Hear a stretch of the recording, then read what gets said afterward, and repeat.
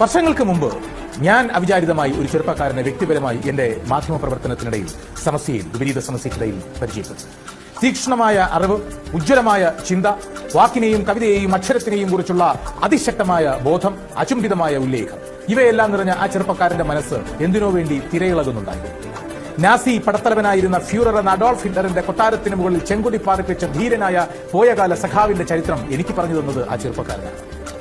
അബ്ദുൽ ഖാദറിനോടൊപ്പം തൂക്കിലേറ്റപ്പെട്ട ഒട്ടനവധി പേരുടെ കഥകളെല്ലാം ആ ചെറുപ്പക്കാരൻ വിശദമായി വിവരിച്ചപ്പോൾ നമ്മുടെ നാട്ടിൽ ഇപ്പോഴും ചരിത്രത്തിന്റെ തീക്ഷ്ണമായ രേഖകൾ അന്വേഷിക്കുന്ന യുവത്വം കൈമോശം വന്നിട്ടില്ല എന്ന് എനിക്ക് മനസ്സിലായി.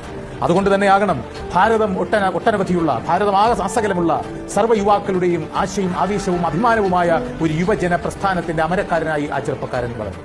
ഞാൻ പറഞ്ഞു വന്നത് സഖാവ് എം സ്വരാജിനെ കുറിച്ചാണ്. സാധാരണ സ്ഥാനാർത്ഥി നിർണയം വരുമ്പോഴൊക്കെ പല മണ്ഡലങ്ങളും ചില സ്ഥാനാർത്ഥികളെ ആഗ്രഹിക്കും. അങ്ങനെ എല്ലാ മണ്ഡലത്തിലുള്ളവരും ആഗ്രഹിച്ചു പോകുന്ന ഒരു സ്ഥാനാർത്ഥിയാണ് എം സ്വരാജ്.